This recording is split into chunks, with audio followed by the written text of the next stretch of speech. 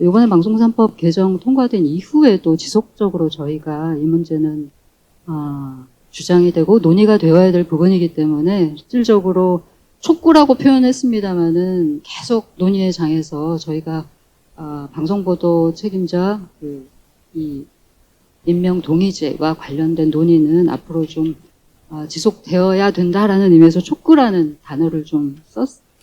이 점 좀 양해를 해주시기 바라고요.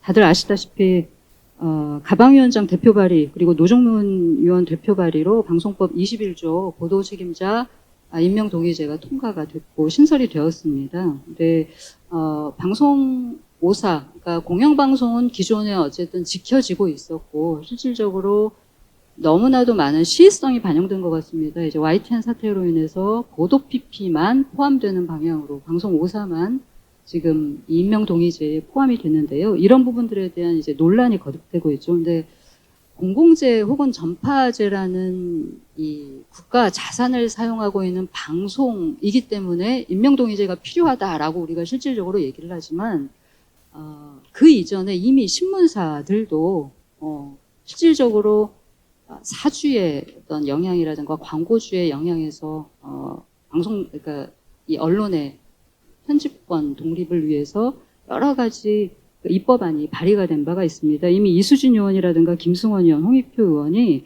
신문사 편집위원회 설치를 의무화하는 여러 가지 그 법안을 2021년도, 2023년도까지 발표한 바 있는데요. 그 편집위원회 설치하고 편집 규약 제정 하고 있는 언론사에 대한 언론지능기금 우선 지원을 해야 된다라는 법을 발의했다라든가 아니면은 그 편집의 자유와 독립, 독자의 권리 보호를 위해서 시도지사에 그 앞으로 편집이나 그다음에 제작 운영 계획서를 제출해서 어떻게 운영하겠다를 의무화하는 그런 법안도 발의된 바 있습니다. 그러니까 신문사도 굉장히 취약한 사주의 간섭으로부터 취약한 구조를 가지고 있기 때문에 하물며 언론 출판의 자유, 표현의 자유가 보장이 되는 신문사마저 이런 이제 법안이 발의가 됐었는데 국가자원인 전파제를 사용하는 이제 방송에 이런 부분들이 빠져 있다라는 게 오히려 문제가 되고 있다라고 말씀을 드릴 수 있을 것 같습니다. 보도 책임자 임명 동의제와 관련돼서는 이미 박근혜 정부, 문재인 정부 이후에 지속적으로 단협, 그러니까 노사의 단체 협약의 편성위원회 규약과 그다음에 보도 책임자 임명 동의제와 관련된 규약이 있었기 때문에 이것이 어느 정도는 지켜져 왔고 실질적으로 이용마 기자가 이제 죽으면서까지 유언으로 남겼던 이제 내용이기 때문에 이미지상으로 이제 문재인 대통령이 손잡으면서 꼭 지키겠다라고 얘기만 했지만 우리한테는 이미지만 남은 게 아니고 규약으로도 남았기 때문에 이 부분이 굉장히 잘 실천이 되고 있었다라는 부분들이 굉장히 중요합니다. 근데 문제는 이번에 법제화가 됨으로써 오히려 잘 지켜지고 있던 부분들이 형해화되거나 아니면은 안 해도 되는 부분으로 인식되어서 아예 지켜지지 않을 위험성이 있기 때문에 큰 목소리로 이 부분에 대한 이제 반대를 하고 있는데요. 실질적으로 지역 MBC 같은 경우는 본사와 함께 단협을 진행하고 있었고 지역 민방도 노조 차원에서 단협을 진행하고 있었습니다. 그리고 중소방송사 역시 여기에 포함이 되어서 단협을 실시하고 있었던 것으로 알고 있습니다. 문제는 만약에 보도 책임자에 대한 임명 동의제가 수행이 되지 않는다라면 여러 가지 지금 문제가 있을 수밖에 없는데 저희가 가장 이제 우려하는 것 바로 사주의 어떤 소유 그리고 소유에 입각한 경영이 실질적으로 편집과 분리가 되지 않는다라는 점 그리고 방송법상에서 소유와 경영의 분리를 엄격히 규정하면서 제허가 때 이를 심사에 엄연히 반영을 하고 있는데 그 제허가 때 소유 경영 분리 조항을 적용하면서 이거 지켜지지 않았네라고 하는 부분 자체가 형해화될 수 있다라는 것 그리고 방송법상에 분명히 공공성, 독립성, 편성의 자율성을 지켜야 된다라고 규정이 돼 있음에도 불구하고 이런 부분들이 또 여전히 법 조항만 남을 가능성이 크다라는 점이 있습니다. 실질적으로 지난 몇 년간 그 SBS는 그 자본 10억이 넘으면 이제 방송을 소유할 수 없다라는 방송법 소유 규제 조항 폐지를 위해서 엄청난 보도 물량을 쏟아냈습니다. 이런 부분들은 단협에 의해서 조정될 수 없다, 통제될 수 없다. 오히려 경영주의, 사주의 입장이 많이 반영될 상황이 있는 거예요.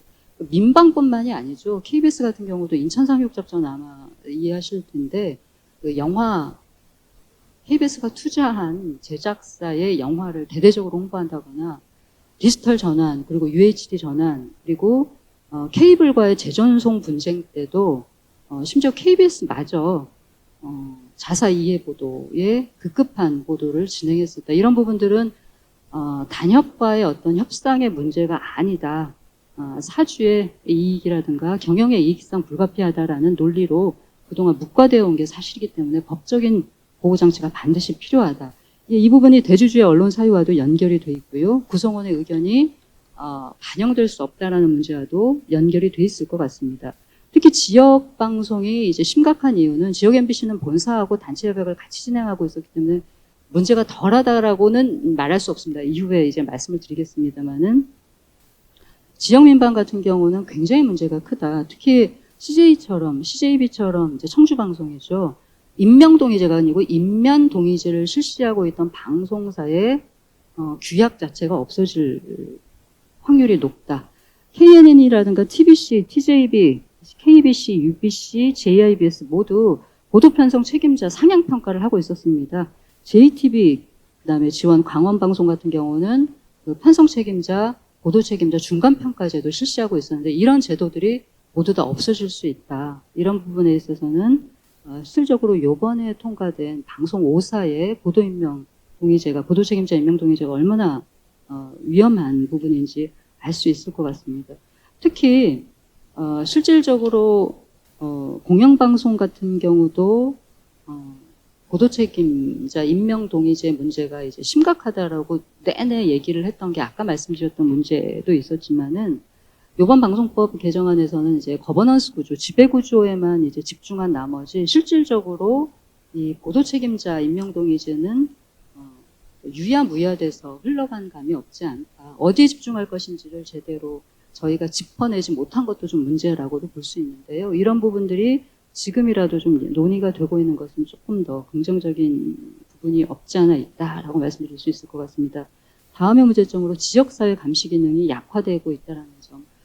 이 부분은 그 뉴스타파가 2021년 대학생 연수생들을 대상으로 해서 우리 동네 회장님 지역 뉴스의 지배자라는 탐사기획 그 시리즈가 있었습니다. 그래서 지역 민방이 어느 정도로 사주 보도를 하고 있나를 데이터 저널리즘을 이용해서 전수조사를 한 부분들이 있는데요. 지역사회에서 중요하다고 생각되는 의제가 아니라 이제 지배주주에게 중요하고 지배주주를 홍보할 수 있는 기사가 제일 먼저 심지어 메인 뉴스에 나가고 있다는 그런 데이터들이 이 조사가 되면서 굉장히 심각한 문제로 지역사회 감시 기능, 환경 감시 기능을 수행하고 있는 지역 방송, 지역 저널리즘의 역할을 수행할 수 없다는 점에서 굉장히 문제가 있다는 것이죠. 특히 마지막으로는 이제 지역 목소리가 축소될 위기에 처해 있다는 거죠. 그러니까 서울 본사라든가 서울 방송사에서 혹은 수도권에서 나오는 이야기와 실제로 지역에서 일어나는 일은 굉장히 다른 목소리가 날 수 있다. 특히 이제 세월호 참사 보도가 대표적이었는데요. 지역 MBC에서는, 그러니까 목포 MBC에서는 이게 전원 구조가 아니다 라고 보도를 하고, 실질적으로 서울 MBC 같은 경우는 세월호가 탔던 승객들이 전원 이제 구조가 됐다라고 보도하라. 그리고 웬만하면 보도하지 말아라. 이런 보도 압력까지도 지역 MBC에 넣었었지만 목포 MBC가 실질적으로 이때도 보도 임명, 그 보도 책임자 임명 동의제를 실시하고 있는 와중에 보도 책임자가 실질적으로 목포 MBC만의 목소리를 낼 필요가 있다 해서 굉장히 좋은 사례로 저희가 지역사회의 목소리 그리고 지역사회의 현실에 맞는 목소리들이 반영되는 게 지역 저널리즘이 얼마나 중요한지, 이제 지역 MBC의 지역 공영방송으로서의 역할에 대한 평가가 굉장히 좋았던 적이 있었습니다. 이런 부분들도 실질적으로 보도 책임자 임명 동의제가 있었기 때문에 가능한 일이었다는 걸 다시 한번 좀 강조를 할 필요가 있습니다. 앞서 이제 경영 책임자론으로 이제 편성의 독립권, 편성의 주체가 경영자에게 있다라는 주장과 그렇지 않고 모두에게 있다라는 주장이 이제 맞고는 있습니다만은 실질적으로 경영 책임자론을 우리가 얘기하기에는 지배구조라는 말이 아니라 벌써 거버넌스 구조로 우리가 얘기를 하고 있지 않습니까? 방송 운영이나 경영에 이사회가 편성에 관여하는 이유도 운영 자체의 문제, 그러니까 이렇게 시장 경쟁 그리고 미디어 환경이 변화하는 환경에서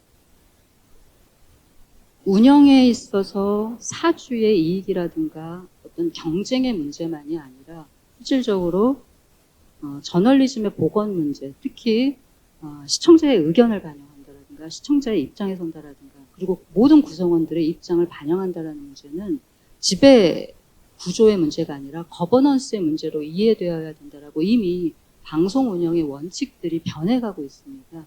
그런 차원에서 볼 때 편성의 책임이 사주와 경영진에게 있다라는 부분들은 굉장히 무책임하고 실질적으로 변화하는 방송 환경에 부합하지 않는 그런 문제라고 볼 수 있을 겁니다. 방송의 주인이 누구인가라는 부분들을 심각하게 생각할 때 방송의 운영자가 되기로 결심한 기업은 이 방송을 내 계열사로 판단하는 게 아니라 혹은 내 이익을 위해 공모할 수 있는 매체로 생각하지 않아야 하는데 그 순간 바로 그게 되지 않는다라는 점이 굉장히 큰 문제인데요. 구성원의 공동책임론에 입각해 있다라는 입장에서는 헌법상 언론 자유가 보장된다는 점 너무나도 당연히 잘 아실 것이고 공공재로서의 방송이 중요하다. 그리고 소유와 경영, 편집 분리 확보가 중요하다라는 점. 그리고 방송사 운영에 최근에 거버넌스 개념이 도입되고 있다라는 점. 이런 부분들로 인해서 어찌 보면은 경영인 혹은 사주가 아니라 방송 구성원 모두에게 운영의 책임, 편성의 책임이 있다라는 부분, 논리적 적합성이 확보가 되고 있다라는 부분들을 알 수 있을 것 같습니다. 이런 차원에서는 본질적으로 편성권 운영의 주체가 누구에게 있느냐라는 결론을 말씀드린다면 지금까지 단체 협약, 그러니까 노사 공동으로 저희가 끌어냈던 편성위원회 규칙이라든가 보도 책임자의 임명동의제라고 하는 부분들은 실질적으로 노사 간의 어떤 권력 분배의 문제가 아니다. 이것은 최종적인 방송의 수혜자 그리고 방송의 혜택을 본다라고 하는 수용자, 시청자들에 대한 마지막 약속이고 궁극의 약속이다라는 지점에서 편성권을 사주가 아닌 구성원 모두에게 그리고 국민에게 돌려줘야 된다는 원칙에 입각해서 실질적으로 소유와 경영 편집에 불리는 보도 책임자 임명 동의제를 통해서 구현이 될 수 있는 유일한 수단이었다라는 말씀을 드릴 수 있을 것 같습니다. 이런 차원에서 간단히 하고 마치겠습니다. 2021년도에 제가 언론진흥재단에서 진행했던 연구과제가 있었습니다. 이때 전수조사를 한번 저도 한 적이 있습니다. 그러니까 뉴스타파에서 조사를 한 적도 있고 언론진흥재단이 도대체 지역민방이 뭐가 문제냐라고 하는 부분들을 조사해달라고 해서 김현식 교수하고 같이 조사를 했던 내용이 있는데 이 부분이 제 파트였는데 2017년부터 2021년까지 한 5년간 지역민방 보도를 전수조사한 적이 있었습니다. 이제 지금 소유 지배주주가 어떻게 되고 있는지는 이제 표에 간단히 제가 14페이지서부터 이제 지역 MBC부터 포함됐는데요. 17페이지까지 주주 구성이 지역 방송에 어떻게 되어 있는지는 이게 공시 시스템에 다 나와 있습니다. 그대로 이제 2024년 12월 기준으로 작성한 부분이고요. 지역 MBC는 MBC와의 소유 관계 때문에 너무나도 잘 아시겠지만 지역 민방은 굉장히 복잡합니다. 여기서 이제 대주주만 보시면 되는 거죠. 누가 가장 많은 지분을 가지고 있느냐. 그리고 이 사람들이 어떤 방식으로 보도에 출연하고 있는가. 그러니까 직접 출연하는 부분도 있고 아주 간접적으로 이게 맥락을 파악하지 못하면 대주주 구성이라든가 그 아래 이주주, 제2주주가 누군지 잘 모르면 이게 무슨 어느 기업에 대한 이벤트가 있었나 보다. 지역에 잔치가 있었나 보다. 이 정도로 넘어갈 부분, 지역에 공헌을 했나 보다라고 하지만은 맥락을 파악해 보면은 이 지역 민방 1주주 그리고 2주주들이 얼마나 많이 보도에 빈번하게 나타나는지 파악할 수 있었는데요. 이 부분이 지역 신문보다 오히려 더 심각하다.